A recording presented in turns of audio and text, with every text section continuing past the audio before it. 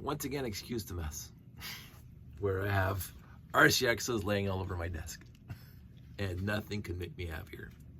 Wait for it. That was the RCX for my little radar dish that I'm not bringing to the show because it's like me. I'll come up with a better idea. But I wanted to see this thing.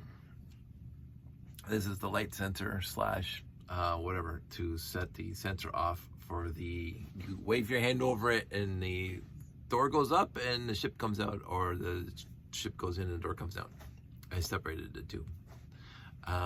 It's not the most intricate and involved program that I made, but I did make it a lot of tasks. If you know NQC, I did make a lot of tasks, a lot of single tasks. Well, not single tasks, but run once tasks as required. And that's because I wanted the main program to not delay. So I want the music, although you won't be able to hear it at the show, which is fine. I want the sound to play when the program is doing various things, like raising the door and bringing the ship out and bringing the ship back in and lowering the door, like that. So, what I did was, and I changed the program. This is like about 2 minutes. Oh, 2.5 minutes. So if nobody waves their hand to the sensor in 2.5 minutes, then the program, no user intervention. 2.5 minutes later, it'll just run the program. It sets a flag to, basically it tells it fakes the computer program. How am I saying this? It fakes the computer program by saying somebody waved their hand. It sets the semaphore, the SEM, to say somebody waved their hand. So no, it's running through. And no, you can't wave your hand through here and nothing happens because of course it's locked out. Because I don't want I don't want to confuse the program. So when this is running, the door's opening or closing or the ship coming in and out, the waving the hand doesn't do anything because you don't want it to interrupt the program.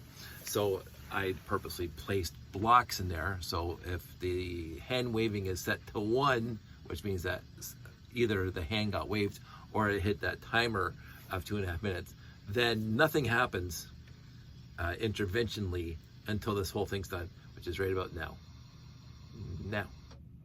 Okay, so now it has stopped, and now I can wave my hand. Okay, did I pull this thing off? There we go. I guess I pulled the sensor off the RCX. But anyway, so there's 2 ways for the ships to come in and out, or door to go up and down. It's you wave your hand in front of the sensor, this guy right here. I'm gonna put this somewhere in the layout, or you wait 2.5 minutes. Now I'm gonna set that variable to a long time because oh my goodness, I don't know why I'm so tired. Because I don't want this thing literally quote unquote running all the time. So what's going to happen is I'm thinking about 5 minutes. So because even 5 minutes is like for crying out loud, 20 times an hour. Did I get that right? 50 times, whatever, many times an hour. I don't know if I want that to happen, but it's better than 2.5 minutes, which is twice as much. So I'm sure during the public days, there's going to be people waving their hand all the time. And what my concern is, because this takes so long for the door to go up and down and the ship to come in and out, like they want instant gratification. They wave their hand and something immediately happens that they can tell really, really quickly instead of waiting for the door to come up and the ship to come out. But I don't know what else to do. I can't make it any faster. I don't want to make it any faster. So they're just gonna have to be patient. I haven't used a Cricut yet to create the wave your hands pieces to put onto here so that they'll see it. And nor do I know where in the layout this is going to be. But it is all set up now. I'm happy it's all set up, and it's pretty much flawless overall. And I did take out a lot of wait commands, and this is why I have all those tasks. So I want the music to play the alert saying that the door's going up, the door's going up, while the door's going up and don't go well. So before it would play the sound and then move the door up. And I didn't want that. You can hear that the music or the alert is going on and that thing's actually moving at the same time. And so basically I just use a task. I just call the sound task. So it plays the sound while it starts the motor to move the thing. I will say the multi-threading on the RCX is literally fantastic. You can have many multi-threads running at the same time, pulling sensors, running motors, blah blah blah, and timers all in the background. Because right now there's about 3 or 4 active tasks running in the background. One is pulling the sensors, one is doing the timer, blah blah blah. So those are all tasks, and those are the while true tasks. It means that they will always run. If you leave the while true out, it basically runs once. It's like a go sub without coming back. Basically, it's just run this while something else is running. The task is the sound. Run that sound. Task that sound, and all of a sudden the sound is playing, and it goes right onto the next line before the sound even stops. I like that. I could go into the programming, but I'm not going to. What I did also want to talk about before I go to bed, and it's because you probably didn't understand any of that, it's like Greek. I spent some time today being inspired, as always, by one Mr. Jeff Van Winden, and I finally came up with my seek and find sheet. I actually went on my old laptop where I had all the stuff for the layouts, and I had a Easter egg hunt Word document created like in 2008 that I haven't added to since 2008, sitting on the laptop. Basically, how many 928s can you find on the layout, and blah blah blah. You see all the different colors of the spacemen. How many spacemen are yellow? Blah blah blah. And I said, this is good enough. So I know Jeff's added a whole bunch of minifigs to his seek and find for this show, because kids were taunting him, saying, "Oh, I found out your first sheet. I found them all." And so he made yet a completely other sheet of the same number. I think he's, 40 seek and finds in his. But I think for me, this is a good start. I'm going to thank brickset.com. I didn't think I'd ever use Brickset, but I used Brickset today just to get pictures of the minifigs instead of me taking pictures of each one of these minifigs. So thank you, Brickset, for that. I also whipped up another sheet like this that is the statistics of the layout the million questions I get. That's always been the same. I created a sheet that lists the various statistics for the layout, like how many pieces there are, how long did it take me to build. I am going to probably do one more sheet like that to post around the layout about the inspirations, because that's always comes up is what inspired the layout. And I won't say what the number one inspiration is for the layout, because every time I think about it, I come up with something, I won't say slightly different, but if you haven't heard it before, I'll mention it here. I was 11 years old when I got the 918. I was 11, 1978, Christmas. It was right after or right before we moved houses. My dad moved us in August of 79, so it was the last Christmas I had at the old house. That 918 was not the beginning of my imagination, but it was the beginning of Lego Space Adventures, basically. My brother and I were building Enterprises and Klingon Birds of Prey out of basic block before then. Don't get me wrong. But I always wanted a place for my minifig in the 918 to live and work, do his job, have a life. So the layout has been in my head since I was 11 years old. We sort of got into that story mode when the three of us, see, look at that. When the three of us made Lego Wars. I didn't touch anything. And I wrote up the entire story for Lego Wars. I know that Jake contributed to the overall and the wording and stuff, but overall the idea, the storyboard was mine, and then Pete and Jake fleshed it out. So that helped. I mean, I was 14 by then, 14 or 15. And then, but this was always stuck in my head. And then I wrote a Lego Wars Saga with my friend Andrew. So the 918 inspired me to pursue, story ideas in the Lego space universe, and of course gathering all the other space sets over the years. So that was the major inspiration to do something in classic space.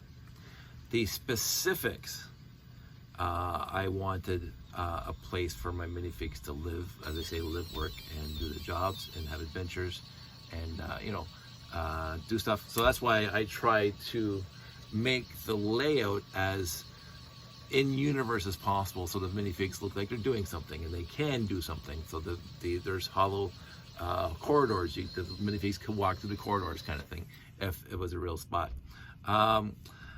But on the technical aspect, what was very inspirational, I've said it numerous times, so I'll say it again here. Let's say the tower. I'll start with the tower, and I think basically that's the only thing that we really have to be inspired about, because the rest of it, the habitat is a habitat, right? The rocket launch tower is a rocket launch tower. Again, even though I watched a lot of rocket launches and the shuttle launches, that's the direct inspiration for the tower, and I wanted a tall tower, gantries and stuff. So that's a direct correlation to the Cape Kennedy and stuff like that. But the tower itself has multiple things I wanted to incorporate into it, and that's why I said for many, many years that the tower never looked done to me until it looked done, and I didn't know what the end state was going to be until I took a step back and said, oh, now it's done. Of course, now I'm adding something else to it, but whatever. But straight off the top, I mentioned this before, Peter Reed posted on LugNet, and I can't remember when, the Odysseus, I think it was Odysseus base. It was a micro build, probably about this tall, and it had landing pads halfway up the tower as a micro build of a space station. And the landing pads had jutted out from the tower itself, about halfway up. And I said, that's absolutely gorgeous. And they weren't parallel. They were kind of on a 35-degree angle kind of thing, away from the station. They weren't in line. And I said, that's even more brilliant, by the way, Peter. Peter Reed. And I said, somebody should build that in minifig scale. Somebody should build that tower in minifig scale. Now, again, you look at my tower and you look at his tower, they don't look at all alike. I mean, he used dark gray, and of course I used blue because, of course, it's classic space. But he did have a kind of like that widening CN tower look, and that brings up another inspiration for the tower was the CN tower, because the CN tower was massively huge in my childhood. They started building it when I was 9 years old, 8 or 9, and they finished it when I was 10, 1976, 1977. And we did reports on it. We had engineers come into the school on it. It was like the biggest thing in Canada. It was on the news every single night, the CN tower, how much it got built today, and blah, blah, blah. And it was just a huge, massive undertaking for a small little country, small country in the world, and it put us on the map that we can do what we wanted. We could do this kind of stuff, and not, and so it was a time to live. It was a time to be Canadian. So that stuck with me because it was a thing. So the CN tower had to be incorporated. A look like the CN tower idea had to be incorporated into the tower. So I wanted it tall, not wide, but tall. The other very, very important bit, and again, I'm a Star Trek fan, not a Star Wars. I mean, I like Star Wars. But Empire Strikes Back, not the best movie, by the way. Anyway, set off Star Wars fans. Empire Strikes Back. The Cloud City was like, there was Star Wars, which again takes you off our planet. So when you're watching Star Wars at 10, you say, this is not reality, but Lucas made it look real enough that it was somewhere else out in space. It didn't look like paper mache, cardboard cutouts, and like bad makeup prosthetics and stuff. It felt in universe. It felt fantastic. But Star Wars was, 1977. The visual effects and the practical effects were not there yet because he didn't have the money to make the better. But again, you look at Star Wars from 1977 before all the reissues, it's fantastic in and of itself. But then he really, because that was like the stepping stone to get to Empire Strikes Back. And Empire Strikes Back, just, you're sitting there at, again, 13 or now, that blows your mind that they made that movie. Because they took all the practical stuff that they learned how to do, all the gantries and the ships flying and blah blah and the matte paintings and all that stuff, and they brought it into Empire Strikes Back, and they just went 100 times better. And the very first visual of Cloud City was just mind-blowing, because again, my previous experience with something like that ish was Star Trek. 1968, 1967. The episode title just poofed out of my mind, which is just bothering me. But it's the castle in the sky and the Neanderthals mining in the planet, and you see the castle in the sky. It looks like a cloud with a castle on it. Right, when you actually look at the 1968 version of that, again, I can't remember what the episode was called, and that's sad, because it was a pretty good episode within context. But that's what that Cloud City looked like. It was just a castle set model put on top of a fluffy cloud. I'm going, huh? Like, even as a kid, I'm going, I could have done better than that. I could have done better than that. That takes you out of it. It takes you out of it. It took you out of the experience. I didn't mind the castle in the Cat's Paw. I thought that was a fantastic castle because it was underground and it was fantastic.